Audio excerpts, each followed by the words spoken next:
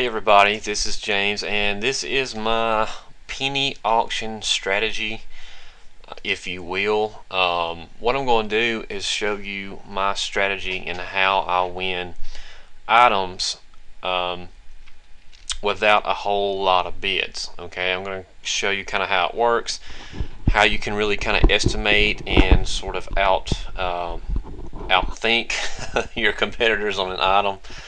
As well, I'll kind of give you an indication of what other people are doing as well. It will help you when you decide to bid. Okay, but the first thing that I do when I come on the site, if I have an item that I want, then I'm just going to show you.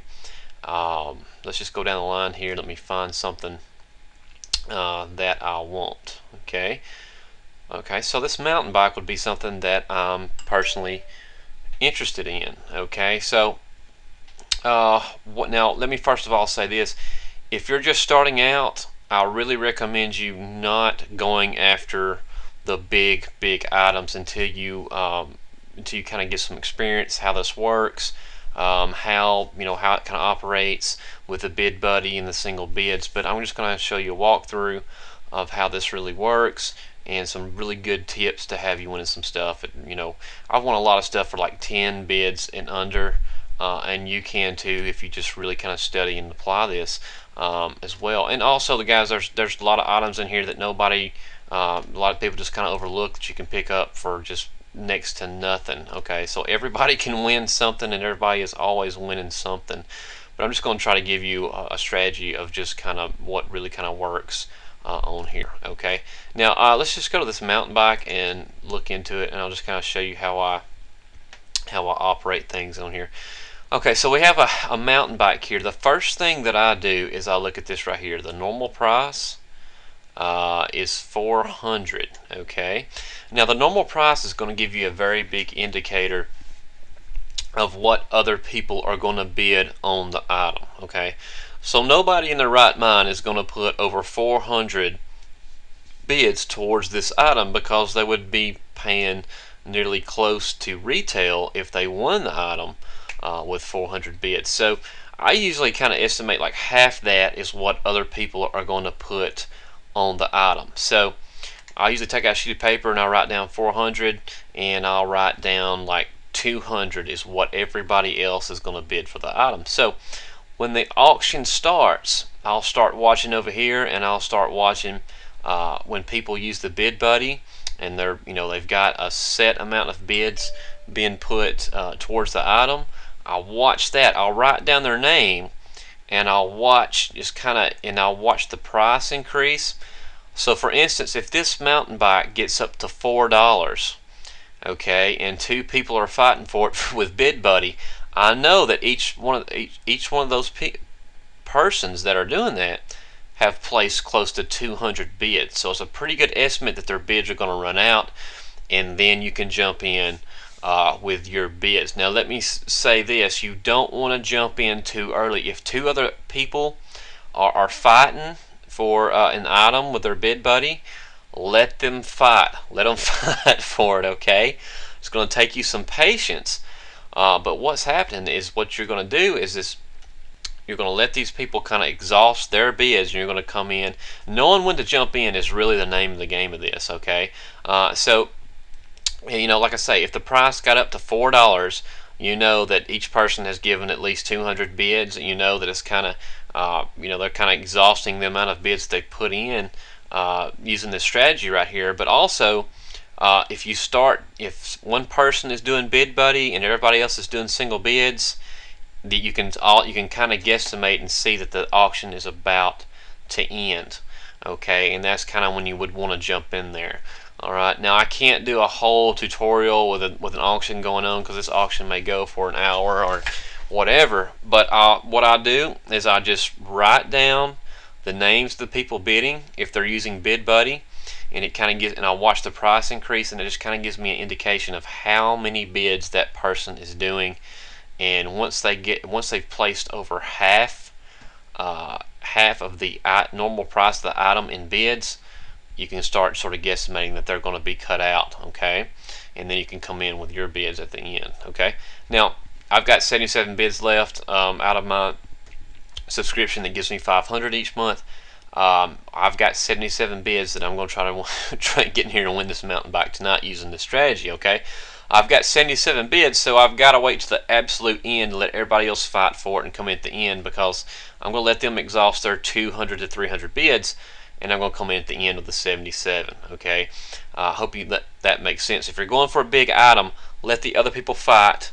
If people are doing bid buddy, just sit back and don't do anything until they exhaust their bids. Then you want to jump in there and start placing some single bids or running bid buddy with 10 to 20 at a time to try to exhaust that last person out of there. Okay, now let me go to the auctions. We can kind of see this live, what I'm talking about, if something's going on here. This bracelet is just about to end for, okay, let's look at this one. 1 carat diamond line, $299 item. This is a perfect example right here. You see that Gems has their bid buddy. There's people just basically placing single bids to keep it alive.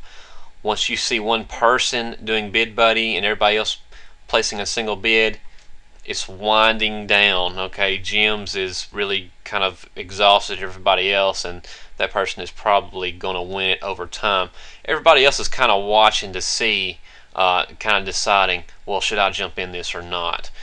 We may see somebody else jump in here with bid buddy and try to take Gems out, but it looks like Gems is kind of got this one by the chokehold right here as well. Once you see that, once you see people like this placing single bids and one person's got bid buddy going on, that would be the time to jump in with 10 to 20, 30 bids in bid buddy and go to toe with them. But I wouldn't until I've kind of know how much Gems has placed already. And what I mean by that is I've written down their name and I'm kind of guesstimating how many bids that they've placed. If they've placed half the amount of the normal price item in bids, they're probably more than likely winding down. Okay, now I know that if you've never played a penny auction, what I'm saying is probably overwhelming and exhausting, but I've really won a lot of stuff in here applying this. Okay, it's really kind of like, this is not gambling in any way, shape, or form, but if you've ever been to a casino and you're sitting down and you're playing a blackjack or not necessarily blackjack, but poker, and you're kind of sort of bluffing each other. Okay, most people are kind of bluffing each other with that bid buddy. You don't know how many set bids they have in it, but what's happening right here is a lot of times when the item is winding down, they may be only placing like 10 bids in their bid buddy, and they're trying to bluff each other out and that sort of thing. So you just kind of watch that, but always estimate, half the normal price is what most people are going to put towards the auction in bids. So I really don't see anybody putting more than 20 bids into winning this item. Okay, anybody that's smart anyway. And we'll see this kind of wind down. It's getting up to $1, so that means it's about 50 worth of bids have been placed by these two individuals right here. So they're really paying more than retail for the gift card as well. Okay, but yeah, that's mainly what I do, and it really works for me so far. Like I say, bigger items, $100, $200 items, you're really going to have to be patient and wait until everybody else exhausts their bids. Watch the bid buddy, watch it go down, really kind of determine the time when to jump in, and when. The fun thing about this is that you can sometimes get items for practically nothing. Some of them take a lot of work, like the bigger items, but guys, there's stuff in here that just kind of go for nothing. Like this item right here, this stowaway dolly, $48 item. That would be one to get your feet wet and place some bids towards using this strategy as well. And guys, I'm going to have the steps of this written out in a PDF below here so that you can print out and read, and just kind of has my steps. I'll help you kind of understand the steps in seeing how I sort of bid in here. But I don't ever want anything with a huge amount of bids. Some people come in here with 1,000, 2,000 bids on an item. I've never done that. I've won a ton of these big bid packages. using this. I've won a lot of nutritional stuff out of here. I've won a lot of restaurant gift cards using that strategy out of here. Okay, I've been doing this for a very short amount of time and doing well. I'm going to go for this mountain bike tonight using 77 bids, and maybe I can sort of use my psychology and kind of call her bluff and win it tonight. But guys, I hope this helps you and give you an insight to how this works. One other thing I want to say, the difference between using single bid and bid buddy. Bid buddy will kind of help you flex your muscles towards other people and kind of ward them off. If a single bidder sees somebody using bid buddy, that's really kind of going to make them back off and like say, well, they've got tons and tons of bids. I'm not even going to try for this item anymore. So bid buddy is a little bit better to use psychologically than just sitting here placing single bids. But either one, the single bids are good to use just to exhaust the other person's bids if you and about 3 or 4 other people are doing that as well. But bid buddy is when you want to come in. If you want to come in hot there at the end and win it, use the bid buddy because it kind of wards off other people just kind of playing around. Okay. Thanks, guys. I'll have all this written out as well for you to help you. Let me know when you win something big. I'd love to hear about it. Cool thing is, guys, you win something for $9, it's 300. You can turn right around on eBay and sell it for 300% profit. And just like cool stuff like that if you don't want to keep it. So it's a home-based business in itself if you really get good at this. Okay? Thanks a lot.